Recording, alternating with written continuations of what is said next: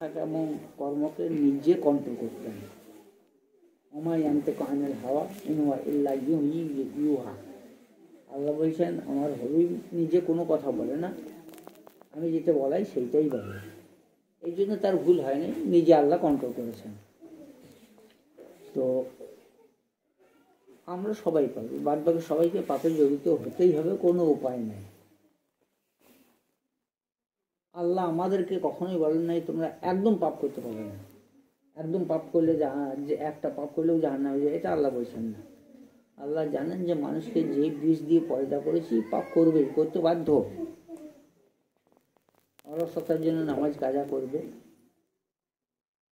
পয়সার মায়াতে জাকাত দিবে না, ওষুধ দিবে না, শরীরে অলসতাতে নামাজ কাজা করবে, তারপর কামনা বাসনের জন্য ব্যভিচার করবে, রাগের জন্য মারামারি করবেই।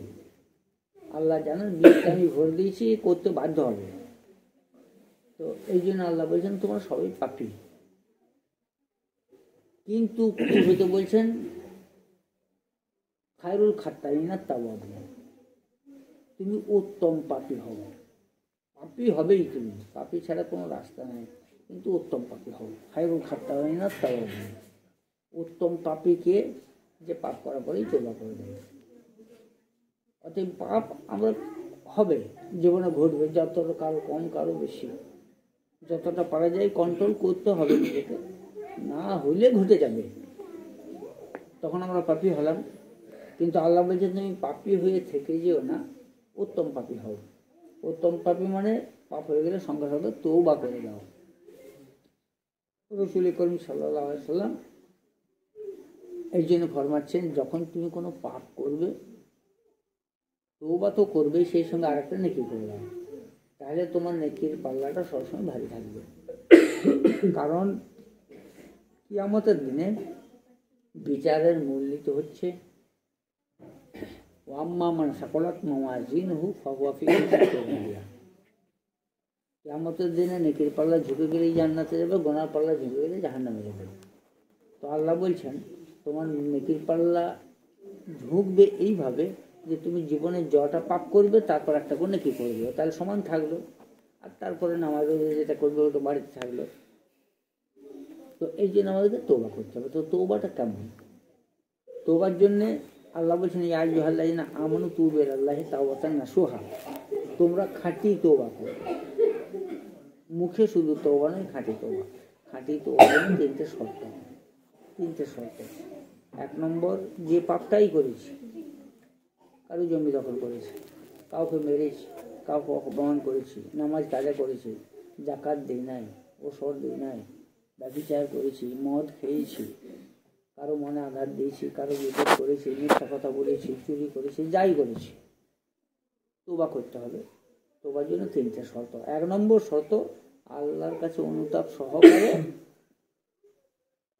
কেঁদে বা কান্নার মতো ভাব করে মাপ চাইতে হবে যে আল্লাহ আমি এটা করে ফেলেছি, পেটের দায়ে চুরি করেছি, ঝোঁকের মাথায় ব্যভিচার করেছি, সঙ্গীর পাল্লায় পড়ে মদ খেয়েছি, আল্লাহ আমি তো ভুল করে দিয়েছি, আল্লাহ তুমি আমাকে মাফ করে দাও। এটা এক নম্বর, মাপ চাইতে হবে এবং অনুতাপ সহকারে, মনে যেন একটা অনুতাপ থাকে যে আমি খুব ভুল করে দিয়েছি। 2 নম্বর শর্ত হবে আল্লাহকে বলতে হবে আল্লাহ এবার যা করে ফেলছি করেছি, ভুলেই করেছি, আর করবো না, তুমি তোমাকে কথা দিচ্ছে আর করবো না। এই কথা দিতে হবে, ওয়াদা, প্রতিজ্ঞা যে আর আমি পাপ করবো না। আর শুধু যদি বলে আল্লাহ তুমি ক্ষমা করে দাও, কিন্তু মনের ভেতর রয়েছে আবার হয়তো করবো, তাহলে কিন্তু তওবা হবে না। 2 নম্বর শর্তও থাকতে হবে। এই দুটো শর্ত সব পাপেই থাকতে হবে। আর 3 নম্বর আর একটা শর্ত হচ্ছে, ওটা সব পাপের জন্য, কতগুলো পাপে, যেমন হয়তো নামাজ কাজা করেছে, আল্লাহ কাছে মাফ চাইলে আর কখন নামাজ কাজা করবো না বললে, আর কাজা নামাজগুলো আদায় করতে হবে। আমরা অনেকেই তো এইটাই ভরসায় থাকি যে মৌলবীরা বলছে তওবা করলেই মাফ হয়ে যাবে, তাহলে এখন নামাজ পড়ছি না, শেষ জীবনে তওবা করবো, বাস মাফ হবে, জান্নাতে যাবো। কিন্তু তওবা তো হবে না, কারণ নামাজে কাজা আদায় করবে, তবে তওবাটা হবে। এত নামাজ আদায় করা যাবে না, এত ওষুধ আদায় করা যাবে না, জমি তখন ফেরত দেওয়া যাবে না, সুদ খেয়েছি এত সুদ ফেরত দেওয়া যাবে না, ফেরত দিতে হবে, তবেই হবে পূর্ণ তোবা। না হয় দুটো শর্ত হলে, তিনটে হলো না, তিনটে না হলে তোবা হলো না। আর কতগুলো আছে যেগুলোতে 3 নম্বর শর্তটা নাই, 3 নম্বর শর্তটা নাই। যেমন হয়তো ব্যভিচার করেছে, মদ খেয়েছে, এটার জন্য 3টে শর্ত নেই। আল্লাহ কাছে বললে, আল্লাহ মদ খেয়েছি, ভুল করেছি, মাফ করো। 2 নম্বর শর্ত, আর আমি কখনো মদ খাবো না। এর জন্য আর 3 নম্বর শর্ত কিছু নাই, কাফারা কিছু নাই। ব্যভিচার করছে, এটার জন্য কাফারা কিছু নাই। আল্লাহ কাছে মাফ চাবে আর করবো না বলে প্রতিজ্ঞা করবে, কাফারা কিছু নেই। কিন্তু মানুষের কোনো হক নষ্ট করেছে, কারো কাজ চলে গেছে, তার জন্য শর্ত তার কাছে মাপ চাইতে হবে। আর কান বলবো না সেটাও প্রতিজ্ঞা করতে হবে। 3 নম্বর, তাকে বলতে হবে যে তুমি আমার কানটা মরে দাও যেমন করে মরেছিলাম। মরবে, তবে কোনো হলে তোবাটা পূর্ণ, তাকে ইখতিয়ারটা দিতে হবে। এবার যদি সে নিজে স্বেচ্ছায় বলে ভাই বেশ আমার মলাই হলো, আমি মাফ করলাম, হবে।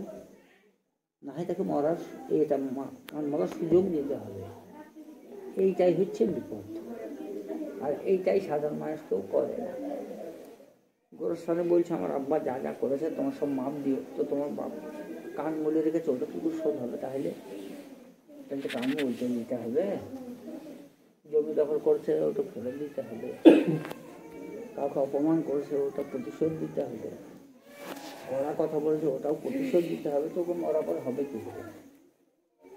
তো যাই হোক, এই 3টে শর্ত যখন হবে তবে কখনো তোবাটা কবুল হবে, নজর কবুল হবে না। এর একটা উদাহরণ দিই, দুনিয়াতেও দেখবেন একটা মানুষ অন্যায় করার পরে মুক্তি পেয়ে যায় 3টে শর্ত পূর্ণ করলে।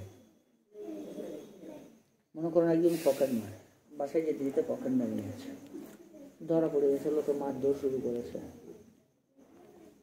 যখন মারছে তখন বলল, দেখবো আমার ভুল হয়েছে গো, আমার ভুল হয়েছে গো, ভুল হয়েছে গো। ভুল তো স্বীকার করে 1 নম্বর শর্ত, তবে মার তো কম। তখন লোকরা কি বলে, আর করবি বল, আর পকেট মারবি, আর কাটবি, আর পকেট মারবি। তখন বলি না বাবা আর কখনো করবো না গো, আর কখনো জিনিস খেটে খাবো, বলে না, বলে না, এটা তাকে বলতেই হয়।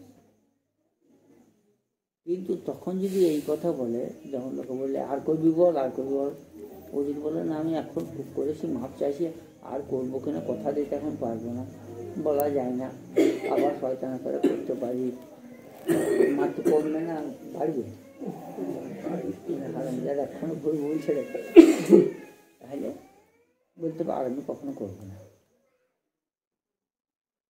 তবে তারপরে যদি আবার করে, করতেও পারে সে, লোকরাও জানে যারা মারছে যে হারামজাদা এরকম কতবার বলেছে আর করবো না, আবার করেছে। আমাদের এখন ভয়ে বলছে করবো না, আবারও করবে, এটা জানে, তবু কিন্তু মন খুশি হবে, দেখ বললে তো। আল্লাহ বলছে কোনো বান্দা পাপ করার পরে যদি আমার কাছে বলে আল্লাহ আমি করবো না, মন থেকে যদি বলে, কিন্তু সে হয়তো আবার করবে আমি জানি, তবু আল্লাহ বলেন আমাদের সাইলেন্ডার তো হলো। 3 নম্বর শর্ত কি, ওর পকেট মারটাকে ওই যে 100 টাকা মেরেছিল ওটা ফেরত দিতে হবে নাকি? আজ ওরা ফেরত দেবো না, হবে? ওরা বলে এই ফেরত দেব, পয়সা ফেরত দেয় হারামজাদা। বলে দেখো বাবু আমি তো কাল থেকে চুরি করবো না, বলছি জিনিস খেটে খাবো, তো আজকের দিন আমার ছেলে মেয়েদের কী খাবো, আজকে টাকাটা ফেরত দিতে পারছে না, ওকে ছেড়ে দাও, দেবে, আবার আরো বেশি মারবে, তাহলে তো ফেরত দিতে হবে। আল্লাহ ঠিক কাজ দিয়েছে যে তুমি যে নামাজে ভালো রেখেছো কাজে আদায় করতে হবে, জমি দখল করছো জমিটা ফেরত দিতে হবে, তবে বলুন তোমার মাফ হবে। দুনিয়াতেও 3টে শর্ত, আখিরাতেও 3টে শর্ত। আমরা সেইভাবে তওবা করবো তো ইনশাআল্লাহ। তওবার দরজা বন্ধ হয় কখন? তওবার দরজা খোলা আছে যখন মানুষ তওবা করবে, মরার আগেও তওবা কবুল হয় একমাত্র যখন ঘর ঘুরিয়ে নিয়ে যায়, জাকাত দেন শুরু হয়ে যায়, আর সে ফেরেশতাদেরকে দেখতে পায়, তারপর আর তওবা কবুল হয় না। আর একটা তওবা দরজা বন্ধ হয় যখন পশ্চিম দিকে সূর্য উঠবে, পশ্চিম দিকে যদি সূর্য উঠে যাবে আর তওবা কবুল হবে না। আর পশ্চিম দিকে সূর্য উঠতে এখন বিজ্ঞানীদের যেটা হিসেবে বলছে তাতে খুব বেশি একটা দেরিও নাই, কারণ আল্লাহ নবী 1500 বছর আগে বলছেন পশ্চিম দিকে একটা সূর্য উঠবে একদিন। আগে আমরা যারা একটু ইমানের ওপরে খটকা আছে, যারা বস্তুবাদী, তারা বলতে এগুলো সব কথা পাই হয় নাকি, কিন্তু এখন বিজ্ঞানীরা পরীক্ষা করে দেখছে যে পশ্চিম দিকে সূর্য ওঠার সময় হয়ে যাচ্ছে। কী করে? বলছে যে পৃথিবীতে দুটো চুম্বক আছে, একটা দক্ষিণ দিকে একটা উত্তর দিকে। এই জন্য চুম্বকটা ফেললে উত্তর দিকে আর দক্ষিণ দিকে চলে যায়। তো বলছে এই চুম্বকটা এখন কাঁপুনি শুরু হয়েছে এবং কিছুদিনের মধ্যে মনে হচ্ছে একটু পাল্টে যাবে। কাঁপতে কাঁপতে উত্তরটা দক্ষিণে চলে যাবে, দক্ষিণটা উত্তর চলে যাবে। আর যখন ওটা হবে সেই দিন কিন্তু সূর্যটা পশ্চিম দিকে উঠে যাবে, অটোমেটিক দুনিয়াটা পাল্টে যাবে। তো বিজ্ঞানের এখন হতভম্ব, তাহলে মোহাম্মদ ১,৫০০ বছর আগে যেটা বললে সেটা হতে চলছে, সত্যি সে নবী ছিল না, বিজ্ঞানী মুসলমান হচ্ছে ওই জন্য। অতএব আমাদের এই পশ্চিম দিকে সূর্য যদিও আমি কিছু উঠতে না দেরি আছে ১০-২০ বছর ৫০ বছর, কিন্তু নিজের মৃত্যু তত দেরি নাই। অতএব তার আগে আমাদেরকে তওবা করতে হবে। ইনশাআল্লাহ করবো তো, ইনশাআল্লাহ। আল্লাহ তৌফিক দেন, আমিন।